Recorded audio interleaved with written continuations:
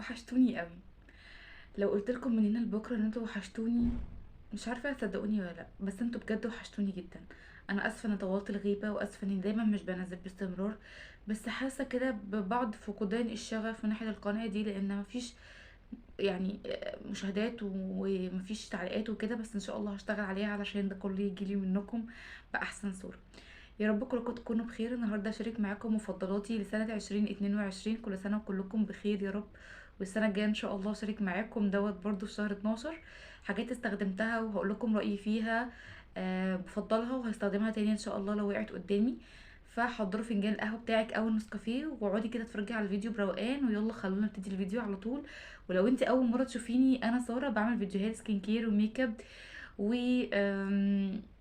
فاشن وحاجات زي كده. فياريت تتابعيني، تحطي لايك للفيديو وسبسكرايب للقناه او اشتراك زي ما هيظهر عندك، وتفعلي الجرس على الكل عشان يجيلك على طول كل الفيديوز الجديده. فيلا خلونا نبتدي على طول ونبدا. لكم من القهوه وحشتني قوي، رغم ان شاربه امبارح فنجان قهوه، بس يعني الحجم ده انا بعشقه. وفي كوفي كده، في كافيه انا بقعد عليه انا وزوجي دايما بيجي نفس الحجم ونفس الكوبايه، فانا بحب الكوبايه دي عشان كده جدا. حاجه ابتدي فيها معاكم وهي المانيكير. انا جدا جدا السنه دي استخدمت المانيكير فيها اكتر من اي سنه تقريبا. على قد ما بقدر بحاول انوع، الون في الالوان وانوع في الانواع وحاجات كده. فبصوا، في النوع ده اسمه، يعني انا مش عارفه بصراحه هو اسمه ايه بالظبط، بس ماشي اهو. ده شكله حلو قوي واللون بتاعه قوي. وكمان اورلي حلو برضو جدا واللون بتاعه لطيف قوي قوي. ودايما لو عندي مناسبة بحط منه، لان هو مش بيبان، فمش ببقى يعني طلع بمناكير يلفت النظر، فهو حلو جدا ونوعه حلو. الفرشة بتاعته ممتازة، وجميلة ورفيعة كده شايفين. فحلوة جدا ومش منعكشة اللي هي تبوظ لك شكل المانيكير ولا حاجة. فهو ده كان تحفة جدا جدا. على سيرة المانيكير بقى، الاسيتون هو دلوقتي مش موجود قدامي، بس هو اسيتون اسمه اوبال تقريبا، كويس، او مش عارفه اسمه ايه والله ناسيه. بس هوريه لكم ان شاء الله، هنزل لكم صورته على المنتدى، فتابعوا المنتدى ان شاء الله عشان انزل لكم صوره الاسيتون الحلو قوي. سعره رخيص وفي نفس الوقت بيشيل المانيكير بسرعه جدا. شايفين انا محضره لكم حاجات قد ايه، في حاجات ليا وفي حاجات لزوجي وكده، فهعرفكم عليها كلها مبدئيا. واللي بقوا مفضلاتي وبجد انا مبسوطه جدا ان انا السنه دي جربت حاجات جديده ما جربتهاش قبل كده في حياتي كلها.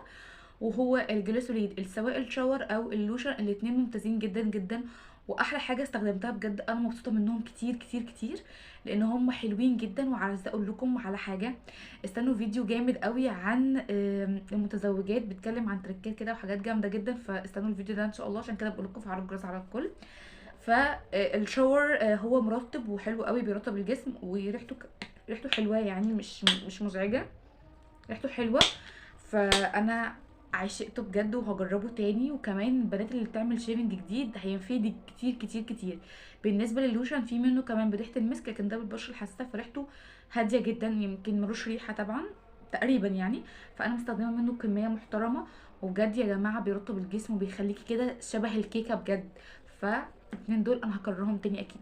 وعلى فكره اسعارهم بتتراوح من 31 ل 32 على حسب المكان اللي بتشتري منه، فمش هتتعدى 35 جنيه. والكميه 200 مللي وده 300 مللي، فحاجات خطيره يا بنات بجد.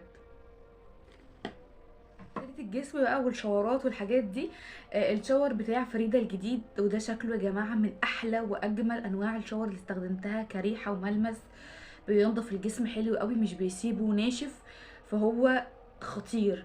وده يعني شايفين الباكج اصلا شكلها حلو جدا جدا. انا كنت جايبه اخر مره كان غالي شويه، كنت جايبه ب 45 او 40، فهو غالي عن اول مره جبته فيها. ريحته خطيره. انا عايزه اقول لكم على حاجه تركيه، اوعي تكوني في التويليت وبتفتحي فتفتحي وشها ليكي، لان قبل كده حصلت معايا وكل ده راح في عيني، وقعدت فتره عينيا وجعاني يعني. فخلي بالك. فده هو كله بزيت الجوز الهند والارجان، فهو طبيعي هيترطب لك جسمك طالما بالارجان او بزيت جوز الهند. بس المختلف فيه اللون والريحه. فالريحه دي تحفه انثويه قوي، واكنك حاطه برفيوم وانت طالعه من التويليت. وينفع جدا جدا جدا للعرايس او للمتزوجات اللي حابين يجددوا كده في حاجات. ولو انتي بنوته برضه هيبقى ريحته تحفه عليكي. فهو يا جماعه اللون اللي هو ده، اللون البينك ده اللي هو ده مكتوب حتى هنا كده سويت داي اهو. يجنن بجد، بحبه قوي.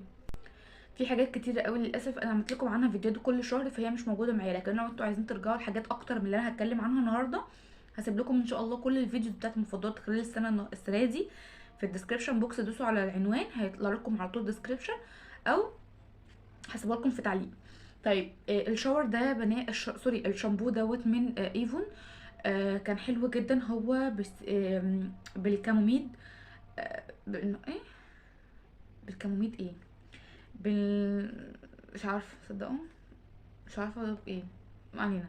اهو شايفين، هو ده حلو قوي قوي، بيرطب الشعر بينظف الشعر حلو جدا جدا جدا، رغوته ممتازه، بيسيب الشعر جاف. هو اي شامبو بيسيب الشعر فيه نسبه جفاف، فده زيه، بس مش اللي هو بيجفف الشعر قوي، بس هو بينضف الشعر حلو قوي قوي. كان نفسي اجرب البلسم بتاعه، بس مش عارفه في منه بلسم اصلا ولا لا، فاللي وقع قدامي كان الشامبو بس.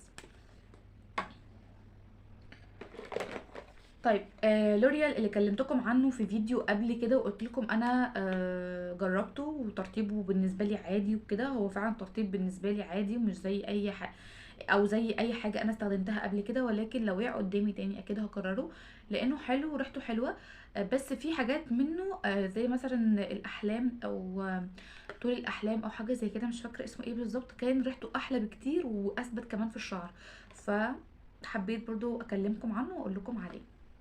طيب على سيرة برضو الجسم، نسيت اكلمكم عن السكراب ده. السكراب ده مشهور جدا جدا ومعايا بقاله سنة، انا جايبه من اول السنة ولسه مخلص، فهشتغل الفترة الجاية اني عايزة اخلصه، لاني عايزة اجرب حاجات جديدة بصراحة. فهو حلو قوي زي ما انتم شايفين كده، وحجمه حلو جدا وسعره حلو، والسكراب بتاعه يجنن، وانا دايما بعمل سكراب لايدي منه، كمان لبشرتي اوقات. كمان للجسم اللوشن دوت من ايفون بريحه البرفيوم، فريحته حلوه جدا جدا وحجمه ممتاز، وبيغير وبيجدد كده في ريحه جسمك، فبجد خطير. هو بيرطب وكمان بيدي ريحه حلوه قوي، وريحته بتفضل موجوده في الجسم ممكن 24 ساعه، فده انا اضمنهولك يعني، خصوصا في الشتاء. طيب حاجه تانية خاصه بالمتزوجات والعرايس، وهو المعطر الحميمي من خام. دي تعتبر تاني سنه بتكلم عنه، لان هو لسه معايا وما خلص. حلو قوي يا بنات، ريحته حلوه جدا جدا جدا، تجديد وكده وحاجات حلوه كده، وخصوصا هو مهم جدا جدا للعرايس، وده كده شكله.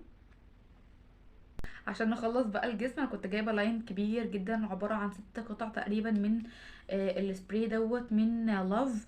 انا كنت جايباه من البيج بتاعت ليزا على الانستجرام. حلوه قوي يا جماعه، وهو كان سعر الباكج كانت 99 جنيه او 90 جنيه حاجه زي كده، كنت جايبه منها 2 ليا ولاختي عشان كانت بتجهز لفرحها. فهو حلو جدا جدا، ريحته حلوه وبيثبت، خطير بصراحه، وهو الاصلي لان شفت حاجات منه مضروبه، فانا ده الاصلي. والجروب اسمه ليزا تقريبا، بتاع منتجات سكين كير وميك اب وكده، فهو حلو جدا، هو بيجي اقصد. طيب نخش بقى على البرفيوم، وعايزه اكلمكم اول حاجه عن برفيوم لزوجي كان جايبه، اسمه بلاك ماركت. حلو قوي يا بنات، هو بيجي كده الباكج على بعضه، كان حوالي مش عارفه 60 جنيه او كذا حاجه زي كده.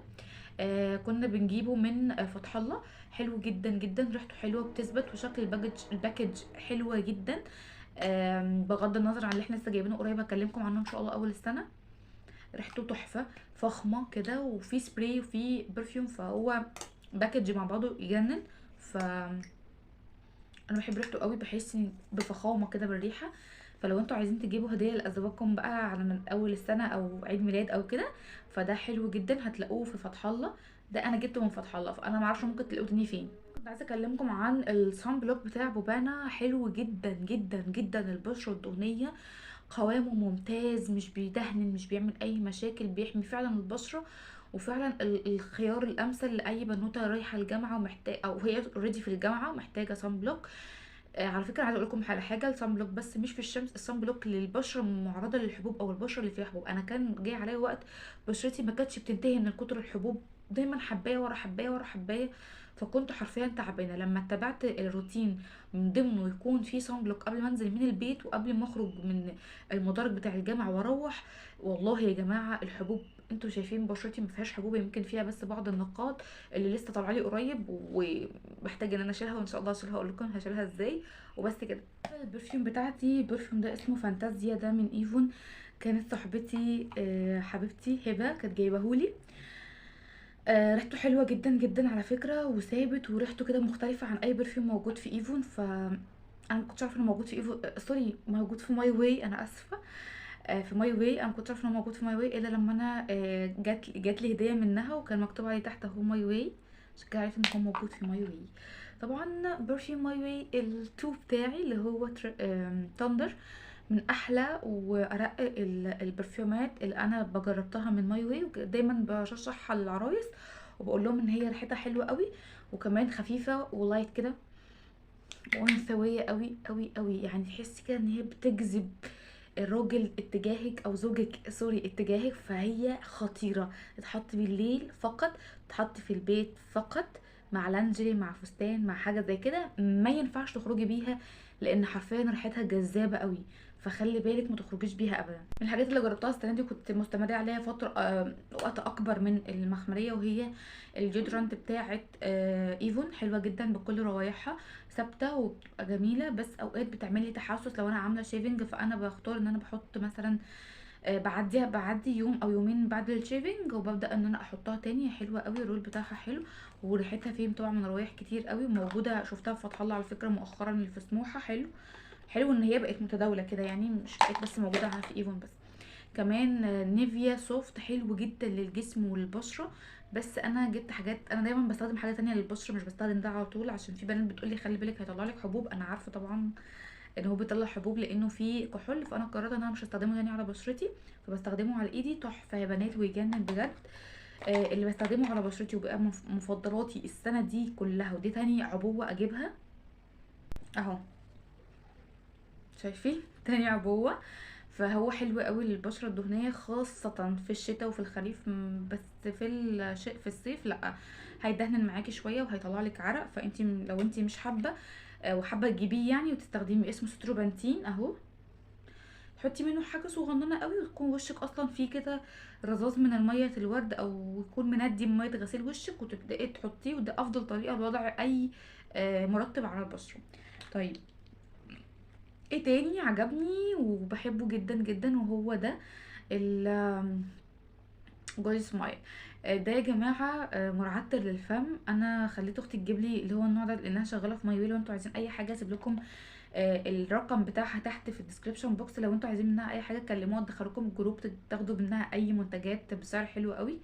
فهو جميل جدا وريحته حلوه، وبيقعد فتره طويله معاكي، ومش مضر خالص خالص، ولا هيصفر اسنانك. لان انا سمعت ان اي حاجه من الحاجات دي لو فيها كحول تحاولي ان انتي ما تحطيهاش كتير على في فمك، يعني عشان ما يصفرش الاسنان. كمان في كريم حلو قوي دايما باخده معايا، وده من اوريفلام، ترافل سايز الصغنون ده، باخده معايا في اي مكان بره لانه تحفه جدا، بيرطب الايد وريحته خطيره بجد. كمان البرفيوم اللي هو يعني very very كوبي، كيكو. كنت حابه اجرب ريحته، كنت عايزه اعرف ريحه كيكو ده ايه وبيتكلموا عنه ازاي، رغم يعني بغض النظر عن شكل العبوه اللي شكلها اصلا خطير وشكلها حلو قوي، بس هي طبعا كوبي، هي مش اصليه، لان انا سمعت ان الاصليه غاليه قوي، حوالي 500 جنيه او كده. آه لطيفه وريحتها حلوه وثابته نوعا ما لو انت عملتي طرق الثبات بتاعه البرفيوم العاديه اكتر. انا جربت صراحه 3 غسولات السنه دي، وهي كان غسول بتاع نيجيريا، كلمتكم عنه قبل كده، كان ممتاز جدا جدا للحبوب، وكان حجمه حلو جدا. انا استخدمته من اول السنه، وبعد ما خلص جبت دوت. فانتم متخيلين السنه كلها مستخدمه 3 انواع غسولات بس، ومفيش واحده جررتها، هما التلاتة فقط اهمت.